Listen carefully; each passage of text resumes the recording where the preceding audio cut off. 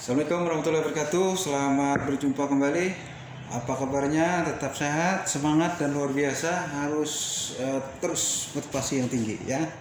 Sebelum belajar saya ingatkan kembali, kalau mau berhasil harus tetap semangat ya, berusaha, berdoa dan tetap semangat. Oke, mari kita kembali ke materi hari ini, yaitu tentang teori perubahan sosial. Jadi perubahan sosial itu ada teori-teori yang akan membahas bagaimana tentang perubahan sosial. Kemarin kita bahas tentang faktor pendorong, faktor penghambat. Udah kemarin, hari ini ada teori. Yang pertama adalah teori siklus. Apa itu teori siklus? Teori siklus itu boleh dikatakan teori semacam roda, ya. Ada berputar. Ya, bisa kadang-kadang ketika itu berada di atas dan ada berada di bawah. Nanti saya kirim di file gimana gambarnya ya. Siklus. Maksudnya perubahan terjadi merupakan peristiwa yang dengan memandang sejarah sebagai sentelan lingkaran yang tidak berujung. Artinya berputar terus. Nah, itu maksudnya teori siklus. Sini dicontohkan. Ada masa primitif, ada masa tradisional, ada masa modern. Ya. Ketika suatu masyarakat mulai primitif naik ke tradisional, naik lagi ke modern, bisa turun lagi ke tradisional dan turun lagi ke primitif, naik lagi, berputar terus. Contoh lain, ini baju atau celana. Ya. Dulu zaman saya SMA ada memakai baju pakai lipat. Ya. Ini ya.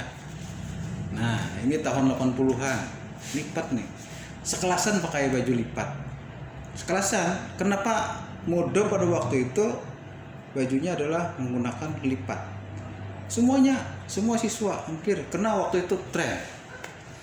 Nah, ketika saya mengajar di tahun 2019, 2018, ada beberapa siswa yang memakai baju lipat seperti ini.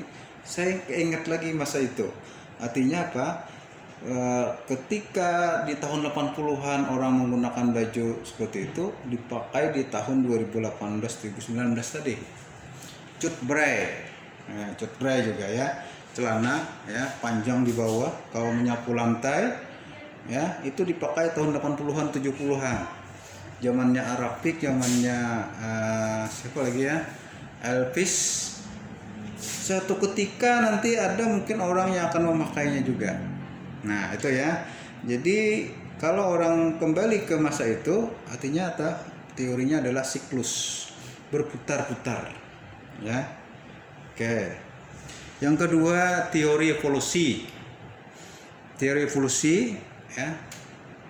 Atau disebut juga linear. Nah, kalau tadi berputar-putar, sekarang mengarah ke perkembangan. Nah, mereka lebih mengarah ke perkembangan, ke atas. Terus naik ke atas. Kalau tadi berputar-putar, kalau sekarang naik ke atas. Artinya apa? Perubahan sosial itu terus berkembang. Berkembang menuju ke sampai pada puncaknya. Dari primitif, dari tradisional lanjut ke modern, terus saja berkembang. Ya, kalau itu adalah teorinya adalah evolusi. Ingat, adalah evolusi atau teori linear. Oke, contoh. Ketika orang menggunakan alat-alat tradisional, alat-alat sederhana sekarang sudah canggih. Contoh, handphone yang kalian pakai. Sejarahnya handphone adalah orang hanya berkomunikasi dengan orang lain.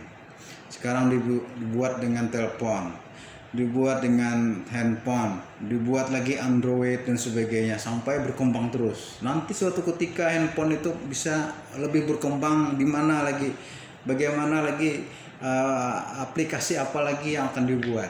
Nah, sehingga itu adalah bagian daripada teori evolusi. Ya. Teori evolusi itu ada dua. Yang pertama adalah yang disebut dengan unilinear, yang kedua multilinear. Kalau unilinear maksudnya ya, teori ini hanya berkembang kepada suatu perkembangan yang seragam saja. Ya, seragam maksudnya itu biasanya di masyarakat tadi ada masyarakat tradisional atau primitif, tradisional dan modern. Itu terus berkembang. Nah, yang kedua adalah teori evolusi multilinear. Multilinear itu maksudnya sudah ada perkembangan lama terus saja berkembang lagi. Itu biasanya di perkotaan. Nah, itu ya, terus saja perkotaan itu berkembang terus. Mereka sudah maju tapi terus maju lagi. Itu unilinear. Jadi ada dua tadi, evolusi ada dua. Satu unilinear, yang kedua multilinear. Ya, unilinear itu dari primitif, tradisional ke modern. Kalau sudah maju, perkotaan makin maju lagi, itu multilinear. Tolong diingat ya. Ya, oke. Selanjutnya yang ketiga, teori konflik.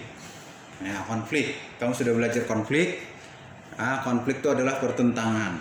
Ya, pertentangan karena ada ketidakpuasan, karena ada ketidakseimbangan, ya. Karena tidak cocok dan sebagainya, terjadilah konflik. Dan itu akan terjadi perubahan sosial. Konflik-konflik itu akan menyebabkan terjadi perubahan sosial. Faktor kemarin masih ingat ya, faktor internal, eksternal. Ada konflik di dalam masyarakat. Eksternalnya peperangan. Itu adalah bagian daripada teori konflik. Oke ya, dengan adanya konflik, dengan adanya pertentangan, akan terjadi perubahan sosial. Yang terakhir, yang keempat, 4 aja di buku kita, yaitu teori fungsional.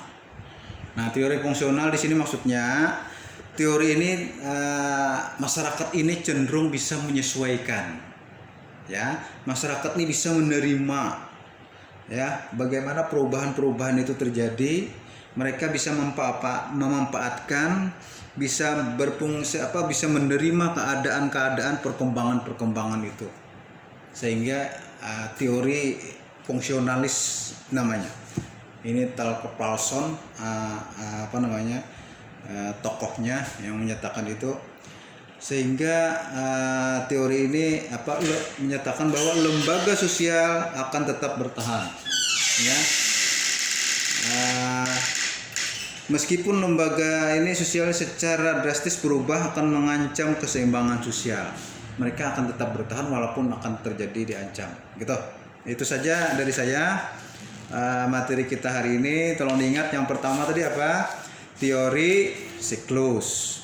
Yang kedua teori evolusi atau linear. Yang ketiga teori konflik. Yang keempat teori fungsional. Evolusi ada dua tadi, ada unilinear dan yang kedua multilinear. Terima kasih. Wassalamualaikum warahmatullahi wabarakatuh.